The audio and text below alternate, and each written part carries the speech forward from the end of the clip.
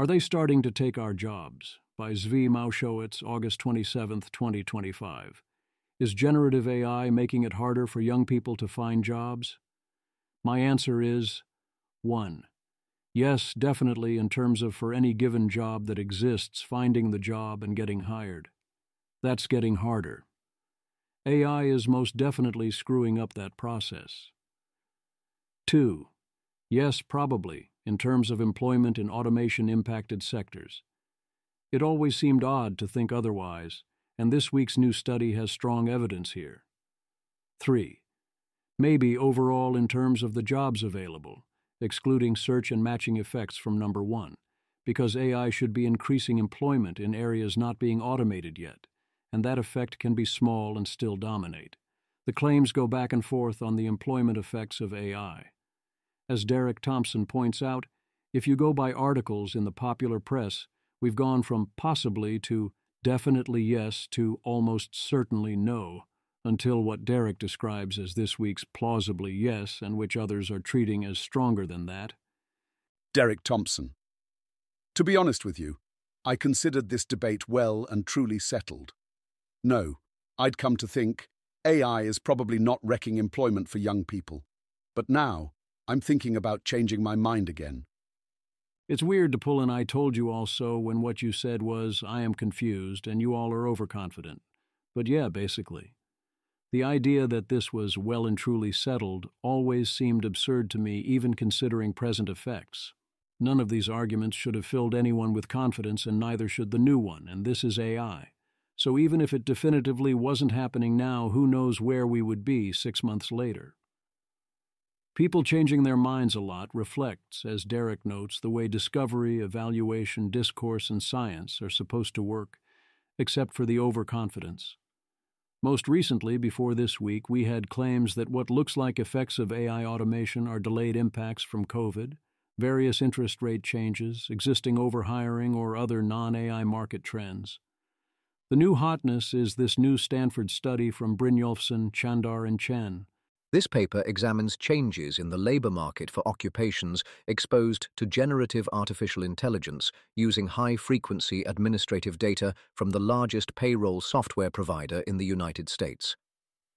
We present 6 facts that characterize these shifts.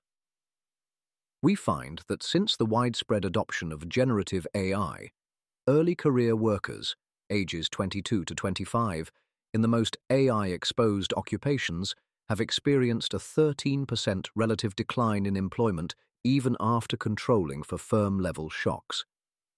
In contrast, employment for workers in less exposed fields and more experienced workers in the same occupations has remained stable or continued to grow. We also find that adjustments occur primarily through employment rather than compensation.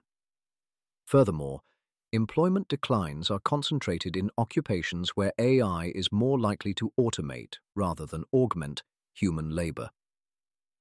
Our results are robust to alternative explanations, such as excluding technology-related firms and excluding occupations amenable to remote work.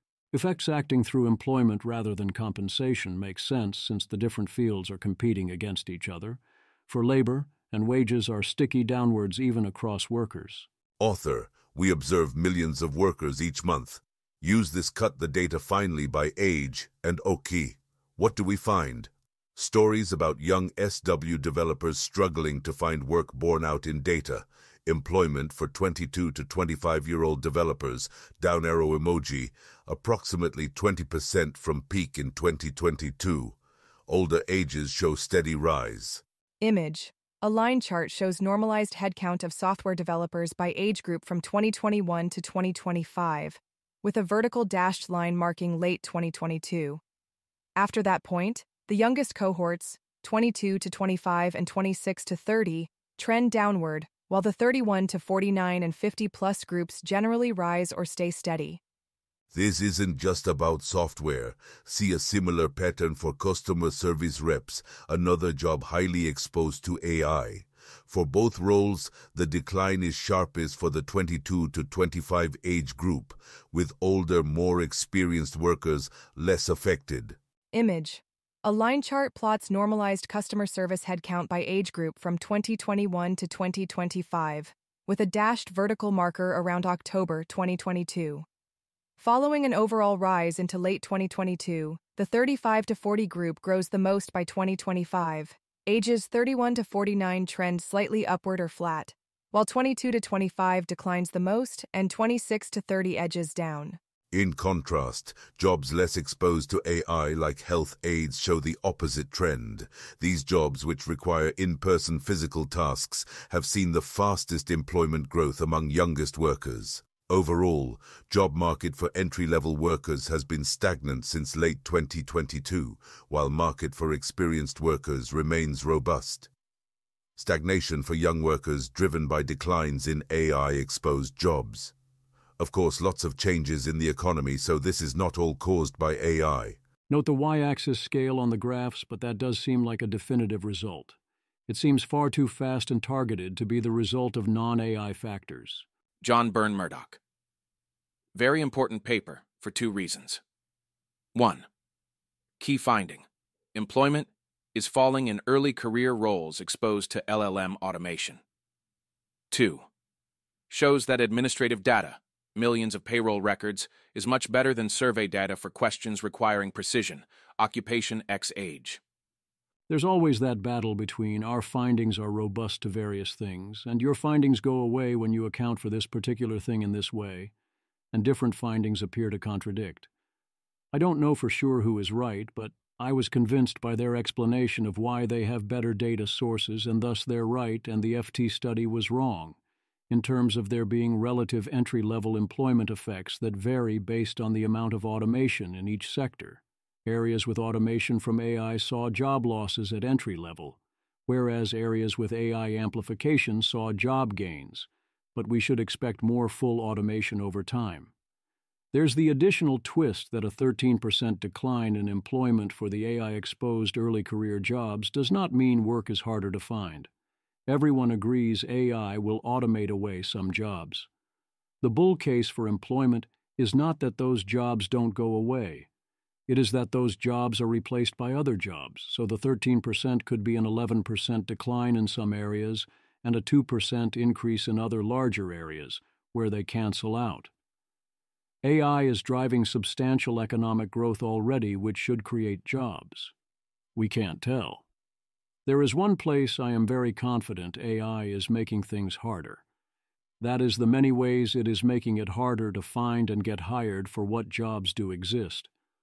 Automated job applications are flooding and breaking the job application market, most of all in software, but across the board. Matching is by all reports getting harder rather than easier, although if you are ahead of the curve on AI use here, you presumably have an edge. Predictions are hard, especially about the future, but I would as strongly as always disagree with this advice from Derek Thompson. Derek Thompson. Someone once asked me recently if I had any advice on how to predict the future when I wrote about social and technological trends. Sure, I said. My advice is that predicting the future is impossible, so the best thing you can do is try to describe the present accurately.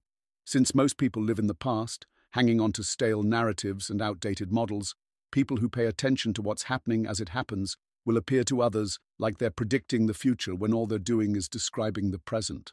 Predicting the future is hard in some ways, but that is no reason to throw up one's hands and pretend to know nothing. We can especially know big things based on broad trends. Destinations are often clearer than the road towards them. And in the age of AI, while predicting the present puts you ahead of many, we can know for certain many ways the future will not look like the present. The most important and in some ways easiest things we can say involve what would happen with powerful or transformational AI, and that is really important, the only truly important thing, but in this particular context, that's not important right now. If by the future we do mean the effect on jobs, and we presume that the world is not otherwise transformed so much we have far bigger problems, we can indeed still say many things. At minimum, we know many jobs will be amplified or augmented, and many more jobs will be fully automated or rendered irrelevant, even if we have high uncertainty about which ones in what order how fast.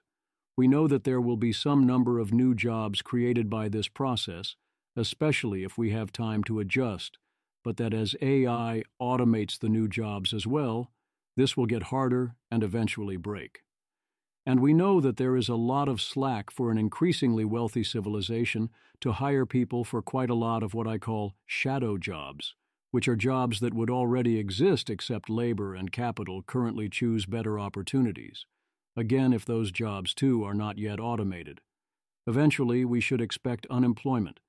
Getting more speculative and less confident, earlier than that, it makes sense to expect unemployment for those lacking a necessary threshold of skill as technology advances, even if AI wasn't a direct substitute for your intelligence. Notice that the employment charts above start at age 22. They used to start at age 18, and before that even younger, or they would have if we had charts back then.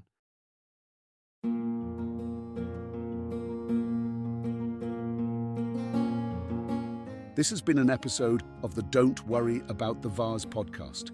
If you enjoyed this podcast, please visit thezv.substack.com to support the author. If you enjoy having AI-narrated episodes, please note this is a listener-supported podcast. To receive new posts and support the cost of creation, consider becoming a subscriber at dwatvpodcast.substack.com. Thanks for listening.